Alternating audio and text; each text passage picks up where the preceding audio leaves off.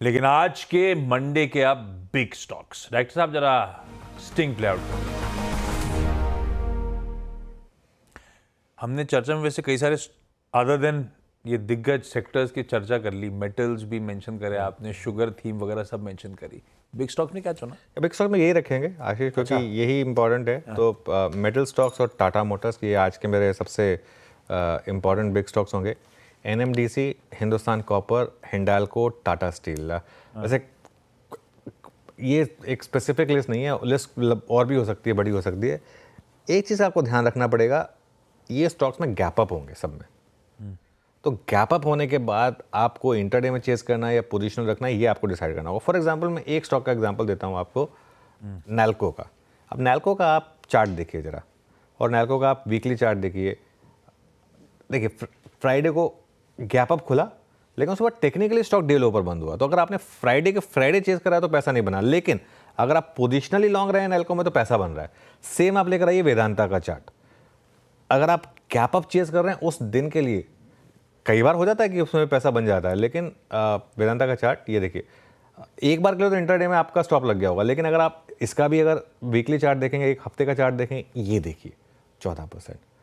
I think same category आपको दिखाई देगी एनएमडीसी की। तो इसमें इशू क्या है?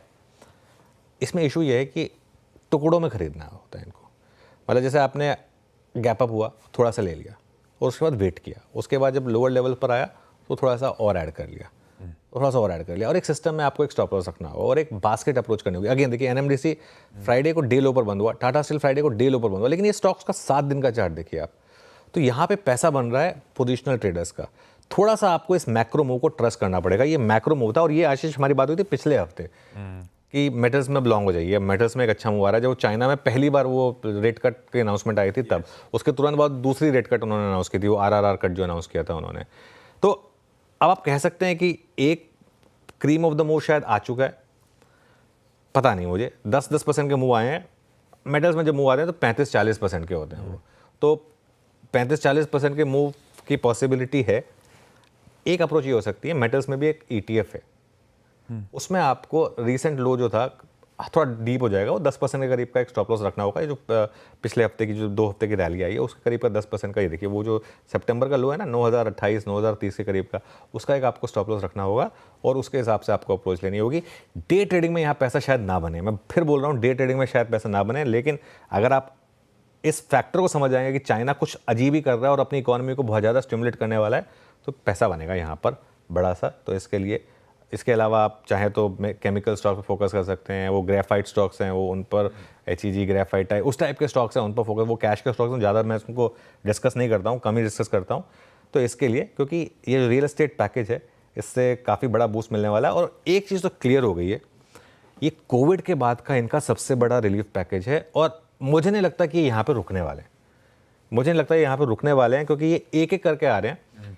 आपको याद होगा, हम पिछले महीने एक बात कर रहे थे कि एक रिपोर्ट आई थी कि चाइना में इस समय ऑफिसेस की हालत जो है वो कोविड से भी खराब। मतलब कोविड में भी उतनी कम अटेंडेंस नहीं होती थी जितनी आज होती है। चाइना की इकोनॉमी इतनी स्लो डाउन हो गई है, ठीक है। तो अब वो उनकी सरकार को भी दिख रहा है ऑब्वियसली, तो वो कुछ ना कुछ उसको रिवाइव करने के लिए कर रहे हैं। तो इसके लिए, और इसी के लिए टाटा मोटर्स के लिए भी एक पॉजिटिव है ये। बस टाटा मोटर्स में एक चीज़ है, टाटा मोटर्स का भी स्टॉक रख दीजिए एक बार आपकी स्क्रीन पर। टाटा मोटर्स में समहाउ स्टॉक में वो स्ट्रेंथ नहीं है जो बाकी स्टॉक्स में। टाटा मोटर्स बार बार हाइज नहीं क्रॉस कर रहा, चला ये भी है लेकिन उस लेवल का नहीं चल पा रहा है। खैर, ये भी एक स्टॉक मेरे फोकस में होगा। तो ये आज के कुछ बिग स्टॉक्स। उसके अलावा 2 और बिग स्टॉक हैं आज, वो ब्रोकरेज रिपोर्ट्स पर है। एक बजाज फाइनेंस में मुझे बहुत अच्छी रिपोर्ट दिखी है, एक CLSA की आउट परफॉर्म की रेटिंग है इनकी, और 9200 का टारगेट है। आई थिंक इसका ऑल टाइम हाई भी कहीं आसपास प्लेस्ड है। और उनका ये मानना है कि वो जो RBI के फैक्टर्स थे उसकी वजह से 3 क्वार्टर खराब रहे, ये क्वार्टर उनका अच्छा हो सकता है, और इसके लिए आगे जाते हुए लोन ग्रोथ वगैरह ये सब भी अच्छी रहेगी। अगेन ये स्टॉक चल चुका है पिछले कुछ दिनों में, लेकिन 8192 था इसका हाई, सॉरी। तो वहाँ तक मुझे लग रहा है कि जाने की शायद यहाँ पर कोशिश हो सकती है। और इसका 52 वीक हाई एग्जैक्टली ऑलमोस्ट पिछले साल लगा था, अक्टूबर 2023 में, तब से स्टॉक चला ही नहीं है टेक्निकली। तो इसके लिए यहाँ पर मुझे लग रहा है कि एक पॉसिबिलिटी है मूव आने की। और फाइनली NTPC, क्योंकि वो NTPC का ग्रीन एनर्जी का जो IPO आना है, मुझे लग रहा है अब उसको लेकर स्ट्रीट धीरे धीरे थोड़ा एक्साइटेड होगी।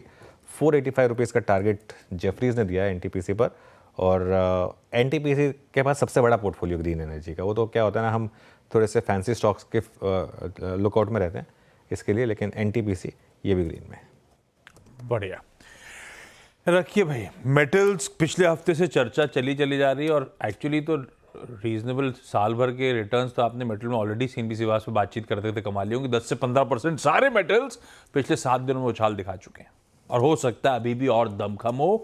Metals as a pack radar पे रखिएगा। वो preferred ideas, NMDC, Tata steel, Hindustan copper और हिंडाल्को, साथ साथ चाइना एट प्ले, तो टाटा मोटर्स भी रडार पे। हाँ, थोड़ा सा ठंडा है, ऊपरी स्तरों पर अटक रहा है स्टॉक, लेकिन इसके लिए भी पॉजिटिव रखिए। किसी बजाज फाइनेंस, किसी एनटीपीसी को भी साथ में रडार पे। ये भी शायद आज बढ़िया हरकत दिखाते हुए नजर आए।